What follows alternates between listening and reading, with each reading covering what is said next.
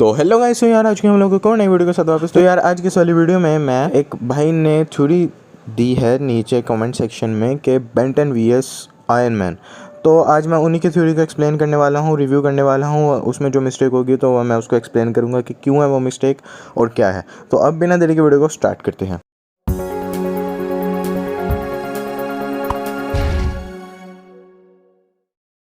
तो गाइस सबसे पहले उन्होंने कहा है अगर बेन 10 आयरन मैन के पास जाता है तो उसका टेक देख के ग्रे मैटर, ब्रेमस्टॉर्म और अपग्रेड बनेगा और इन सब को चेक करेगा, इन सब से ट्राई करेगा ये कि पहले तो वो ग्रे मैटर बन के आयरन मैन के आर्मर में जाके उसको शॉर्ट सर्किट करने का ट्राई करेगा। बट जो आयरन मैन का जो एआई सिस्टम है वो जार्विस या फ्राइडे उन दोनों में से एक सिस्टम क्लीनिंग एक्टिवेट कर देगा और ग्रे मैटर को निकाल देगा। उन्होंने ये लिखा है, तो हाँ भाई ये बात बिल्कुल सही है, वो ऐसा कर सकता है और ऐसा किया भी है उसने द एवेंजर्स सिविल वॉर में जब एंट मैन उसके सूट में घुस गया था।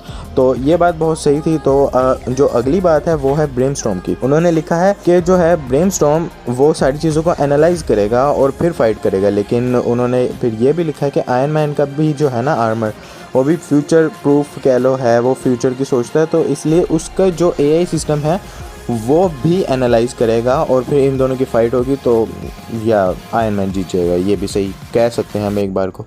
और इन्होंने कहा है अपग्रेड का। तो अपग्रेड का इन्होंने बताया कि अपग्रेड आयरन मैन के यूनिवर्स में आके काम नहीं करेगा। और इन्होंने ये भी बताया है कि अपग्रेड क्यों नहीं काम करेगा।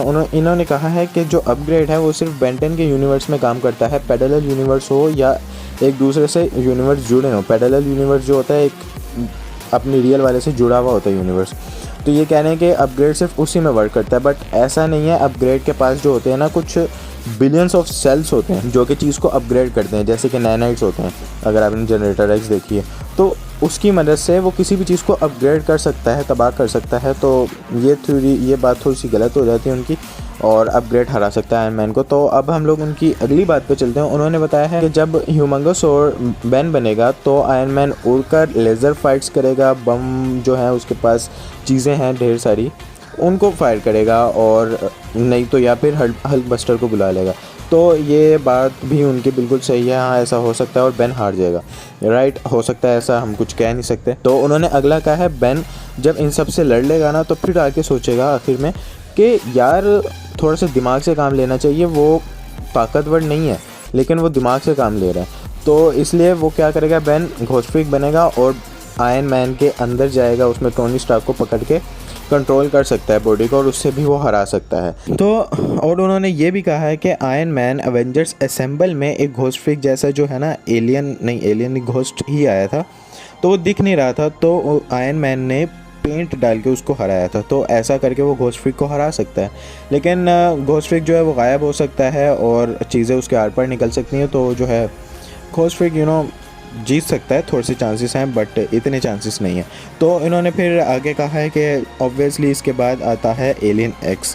तो इन्होंने आगे ये भी लिखा है कि एलियन एक्स आ गया, दैट मीन इज़ दिस कि आप समझ चुके हो कि क्या होने वाला है। तो हाँ ये पॉइंट है। तो गाइस इन्होंने एक और चीज़ भी बताई थी और वो थी इलेक्ट्रिक एलियंस। घोस्ट फ्रीक से पहले इन्होंने लिखा था बट मैं अभी बता रहा हूँ क्योंकि मैं भूल गया था। तो इन्होंने लिखा है कि बेन 10 इलेक्ट्रिक एलियंस का यूज़ करेगा, जैसे कि फीडबैक, क्रोमा स्टोन, ये वो ब्ला ब्ला ब्ला ETC। तो जो है अगर बेन 10 आयरन मैन की इलेक्ट्रिसिटी अब्जॉर्ब करने का ट्राई करेगा, सॉरी फॉर बैकग्राउंड नॉइस, तो आयरन मैन उसकी पावर अब्जॉर्ब कर लेगा, ईंट का जवाब पत्थर से देगा। तो हाँ ये भी हो सकता है क्योंकि उन्होंने जैसे वो बैन अगर आयरन मैन पे अटैक करेगा बिजली का तो वो रिचार्ज हो जाएगा। जैसे आपने द एवेंजर 2012 की मूवी में देखा था, थोड़े से बिजली मारता है और आयरन मैन का जो आर्मर है उसे अब्जॉर्ब करके उसको रिचार्ज दे देता है। तो हाँ ये पॉइंट भी बहुत ज़्यादा अच्छा पॉइंट है, सही बता। और इन्होंने आगे ये भी लिखा है अगर आयरन मैन बेन के यूनिवर्स में लड़ता है तो आयरन मैन के पास ज़्यादा आर्मर वगैरह नहीं होगा, तो एक आर्मर से ही उसको काम चलाना पड़ेगा। इसलिए वो बेन के ओमनिट्रिक्स का टाइम आउट देखेगा, उसको नोट करेगा और फिर उसको हराएगा। ऐसा जो है हो सकता है। लेकिन फिर आगे उन्होंने ये भी लिखा है कि अगर वो बेन के यूनिवर्स में है तो प्लम्बर्स का उसके पास एडवांटेज है। तो गाइस उन्होंने बहुत सारा लंबा सा कमेंट लिखा था तो मैंने इसको थोड़ा शॉर्ट करके एक्सप्लेन किया है। और उन्होंने बहुत सी बातें भी लिखी थी जो कि मैं वीडियो में बोल नहीं पाया क्योंकि ना यार मेरी थोड़ी सी तबीयत ख़राब है और मेरे से सही रीड नहीं हो पा रहा था। मतलब सही समझ नहीं आ रही थी मुझे उन्होंने क्या लिखा है, तबीयत ख़राब है ना तो इसलिए। तो मैंने जितना मुझे समझ आया मैंने उसको अपनी ज़ुबानी एक्सप्लेन कर दिया और उनकी जो है थ्योरी का रिव्यू और जो उसमें मिस्टेक्स थी वो बता दी आप लोगों को। तो बस ये था आज की वीडियो में। तो वीडियो अच्छी लगी हो तो वीडियो को लाइक कर देना, शेयर कर देना, कमेंट कर देना और सब्सक्राइब करना तो बिल्कुल भी मत भूलना।